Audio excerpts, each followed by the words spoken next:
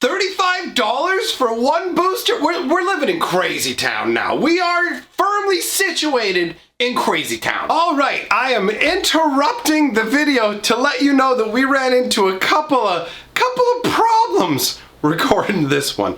The first problem is that the video was not lit properly. So as a result, at a certain point in the video, I'm going to say, I'll put the images up here on the green screen up in the background for you. Now, that's not happening, man. I tried it and it ends up looking awful. There's no way to make that work. So just ignore what I say, but only that part. You can pay attention to everything else that I say in the video and pay special attention to the fact that since it's a massive heat wave that I'm all sweaty and gross. And you know what's great about noticing all of this during editing when you're doing a pack that you only have one of? There's no do-overs. So I'm stuck with this. I opened a $35 booster. There ain't no going back. So enjoy the close-ups on my sweaty face.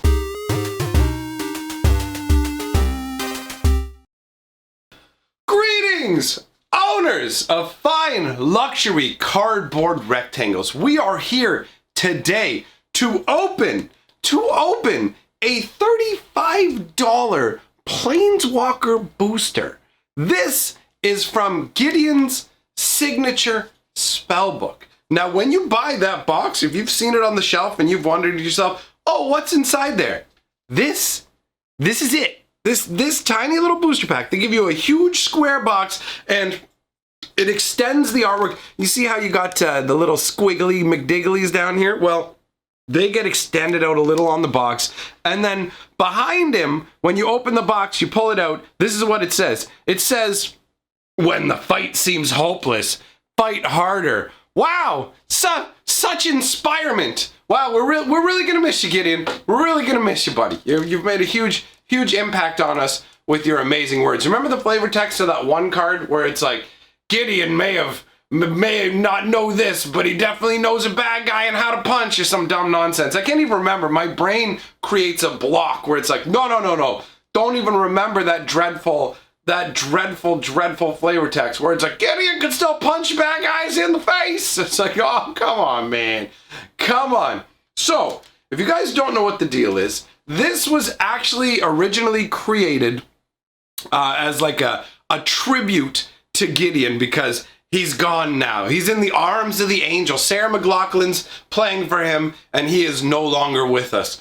So yeah, this booster pack is the second in the signature series spellbook deal where they basically theme a bunch of cards specifically to a Planeswalker. Now I'm gonna try something different this time. Normally when I do a booster opening, I change it to like a top-down angle and we're looking at like a table with a playmat on it. But what I want to do this time is I want to try opening the booster pack so that I can put the artwork that's on the card in the background so you can kind of enjoy that as a nice back piece. What's in here, what's supposed to be in here, are 8 different cards of the set. There's 8 different cards in this set and an additional card that will be a foil of one of those cards. Now, what you got to bear in mind is there have been a ton of these that have mistakes in them. So there'll be duplicates of particular cards, you'll have a card missing. And these things cost $35 where I am. $35 for this. So let's crack into it. I'm gonna be saving these cards for my King Cube. For those of you guys who didn't know, I'm switching my King Cube over to a King Cube built out of cards that I've been sent by people. So that's how, oh, look at that. I've never had this happen with a booster before. Look at that. That's kind of interesting. I'm like taking off the, look at that. Look at that. Look, what? Oh no, oh, funky. Oh, look at that. Look at that. That's actually kind of neat, isn't it? I created like this is regular. Now he's all shadowy figure. And here's the fat version of him. Fatty-on. All right, well, let's see if we can, well, I mean, we got to go all the way with this now, right? We got to try and, I'm going to have a specialized Silver Surfer booster opening of this. Oh, okay, I didn't do as good a job on this side, but still, there we go. Now I feel like I'm getting more for my, my value here. There we go. All right. You know what? We'll put it on. It'll be a little giddy up bib. A little bib for the meal that we are about to eat here. All right, let's get on in. let's get on into the Gideons. To the Gideons Express. Does it start with the foil?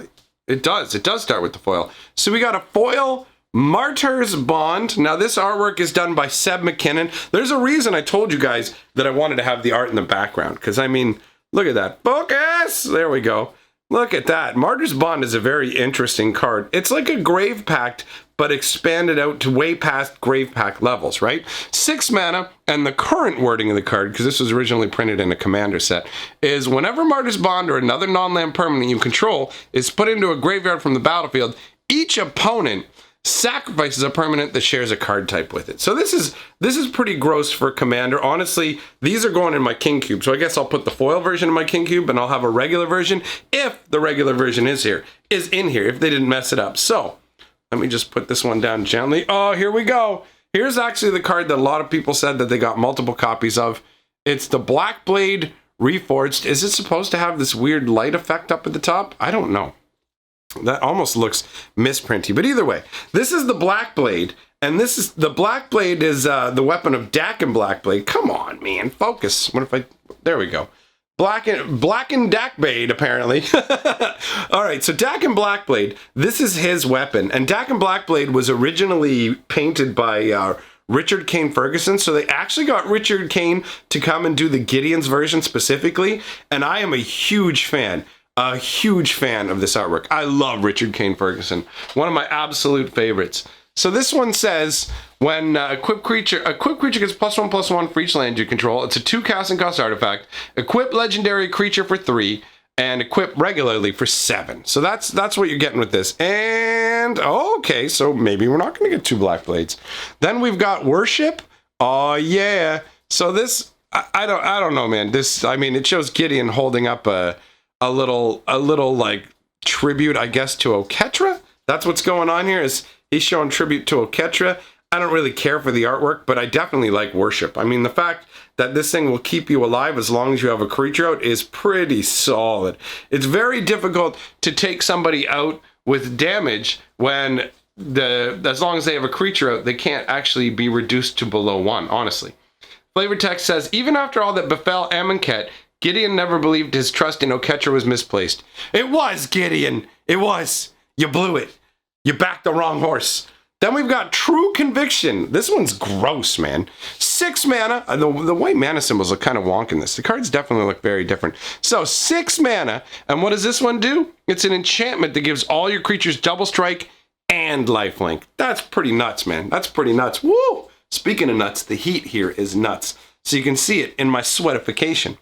All right, after that, we've got, bam, what's this? Shielded by Faith. All right, so this is an enchantment that makes a creature indestructible. It's 3 mana to put out, and whenever a creature enters the battlefield, you can switch it over to that creature. So, and the artwork just kind of shows Gideon, like, oh, shielded by Faith, and he's just noodling up in front of his face with his Saral. So, Then we've got Rest in Peace. Honestly, this one, I like this one a lot. This is cool. I mean, we've got a statue representing Gideon here. He's got his hand up. I did the Oath of the Gatewatch. I don't really care about that part that much, but I like the whole, it gives me a feeling of like Athens with these like marble columns and such. It seems like a really cool memorial. Very, very nice. And the card itself is solid too. I mean, 2 mana, when it enters the battlefield, you exile all cards from the graveyard, and if a card or token will be put into a graveyard from anywhere, exile it instead. Interesting how it says a card or token. Oh well, whatever. I like the card. I definitely do. I will keep watch. How are you going to keep watch Gideon? You dead, boy. Ooh, then we got a big, sexy instant right here. Path to Exile. 1 mana. A lot of people know what this one does. Exile target creature. Its controller may search the library for a basic land card, put that card on the battlefield tapped, and then shuffle their library.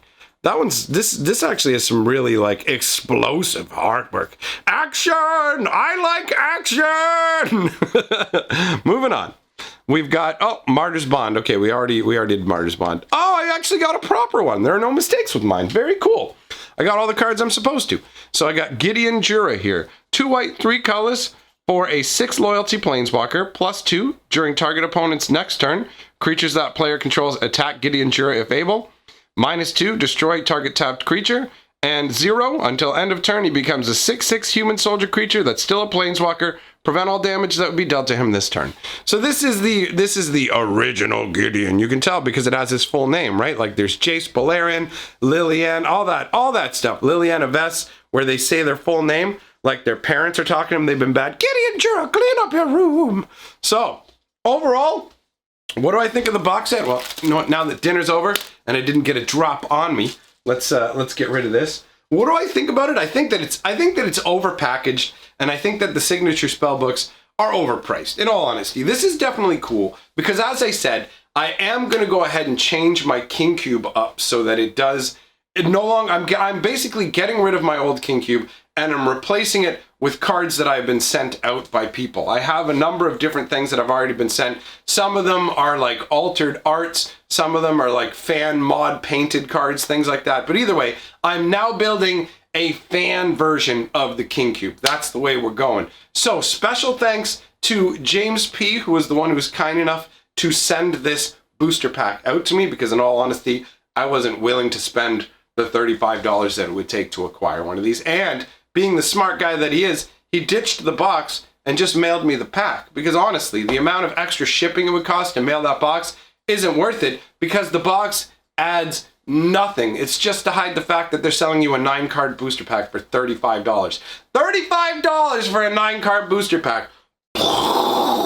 Anyways, let's talk about people who know what to do with their money, and that would be my patrons and my channel members. Thank you very much for supporting my grand works. And remember, together we are the 6 color of magic.